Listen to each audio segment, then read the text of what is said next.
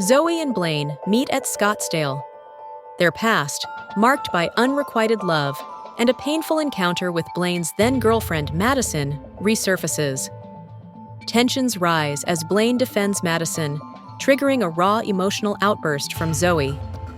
Zoe, left reeling from the unexpected encounter and the resurgence of past pain, is now faced with a difficult decision. Will Zoe be able to move on from her past with Blaine? Will her professional relationship with Evan be affected by this unexpected reunion? Will Zoe ever find true happiness, both in her professional and personal life? Do you think that just because you love me, I have to like you? To have love, you need two people. If there were 100 steps in love, then even if you took all 99 steps, it still wouldn't be love if I refused to take the last step for you. Do you understand? Memories of the past stabbed into Zoe's chest like 1,000 needles. It was so painful that it almost suffocated her. The next day, Zoe kept herself busy with work from morning to night. She didn't even take breaks, but spent the whole day measuring, drawing, and sourcing supplies. Zoe did not give herself a single chance to catch her breath the whole day and into the night. She feared if she did and let herself think of Blaine's wedding, her heartbreak would swallow her whole. As she fell in bed that night back at her hotel, Zoe had no idea how she managed to survive her time in Scottsdale. Zoe didn't know anything about his wedding, but from his conversation with Evan last night, she knew it would be a happy and lively wedding. The celebration would probably continue long into the night. He's married. Zoe felt as if a huge part of her had died today. It was over. They were over. The next morning, Zoe took a taxi alone to the bus station. She was heading back before the rest of the design team, who were staying in town for a few more days. What a coincidence. Suddenly, the sound of a low and deep voice came from Zoe's side. Zoe turned her head in astonishment and saw Blaine standing beside her with his hands in his pockets. It was unknown whether it was because he was now married or because of something else, but Blaine seemed to be in an exceptionally good mood. His normally cold lips even seemed to carry the hint of a smile. Zoe's mind was in upheaval, and her heart was filled with an obvious sense of unease. She politely smirked and said, "Why are you here?" Blaine raised his eyebrows. "Weekend's over. I'm heading back." Zoe looked at Blaine with a puzzled expression. "I'll drive. Let's go together." As he spoke, Blaine pulled Zoe's suitcase and started walking towards the parking lot.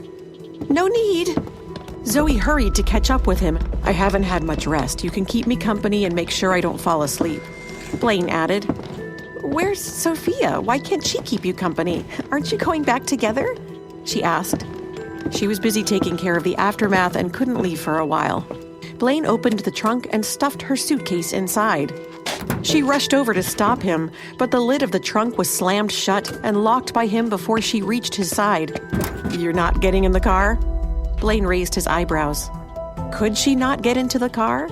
Zoe pondered. "Zoe, get in the car or I'm leaving you," Blaine called out the window. As Blaine had known it would, this worked, and Zoe quickly opened the door and got into the car, still sputtering and complaining the whole time. Zoe decided that in protest, she wasn't going to say another word to Blaine the whole way home. However, even her stubborn silence didn't seem to impact Blaine's good mood. Ugh, so this was what a happily married Blaine looked like. Zoe's heart hurt. Zoe didn't expect him to act like this. However, Blaine didn't seem to care at all. Zoe, on the other hand, was completely thrown off by this light-hearted side of Blaine, and her heart was instantly filled with sorrow. When they reached Phoenix, Blaine turned towards the city center and asked, "Where are you headed, Zoe? I have to work, but I'll drop you off first." "I'm going to the hospital, too." Zoe couldn't wait to see her son. The moment the car drove into the hospital parking lot, Blaine got out of the car to help Zoe with her suitcase. "Dr. Dexter, happy wedding! Congratulations!" Ramona shouted sweetly. "Dr. Dexter, congrats! How's it feel to be a married man?" Jose smiled ambiguously and hooked his arm over Blaine's shoulder. "Where's your new bride hiding?" He stuck his head out and looked towards the front passenger seat.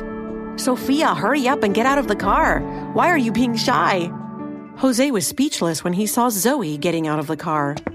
"Zoe!" Ramona shouted in embarrassment, elbowing Jose in the side to shut his mouth, which was hanging open in shock. Blaine just stood there, happily gloating. Blaine, looking at you in such high spirits, I can see that you are now a very happily married man. I can tell you had a good time this weekend. David called out as he approached. When David saw Zoe standing beside Blaine, he was as speechless as Jose had been. Recovering after a moment, David stopped beside them. So it's like this, huh? Wow, the life of a newlywed is sure interesting.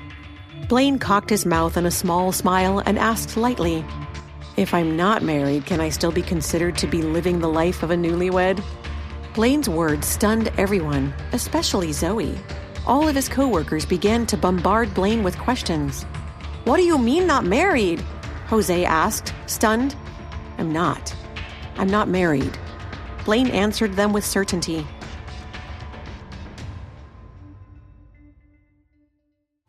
The unexpected turn of events leaves everyone speechless. Zoe, still reeling from the shock of Blaine's presence, is now further bewildered by his denial of marriage.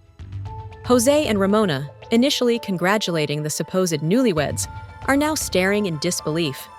Blaine, however, remains unfazed. What is the truth behind Blaine's words? Why did he lie about his marital status? And what are the implications of this revelation for Zoe, who is still grappling with the emotions surrounding his supposed wedding? Hi, Zoe here. If you are wondering what happens next, then download the Pocket FM app and listen to the exciting episodes of Rekindled Heartache now.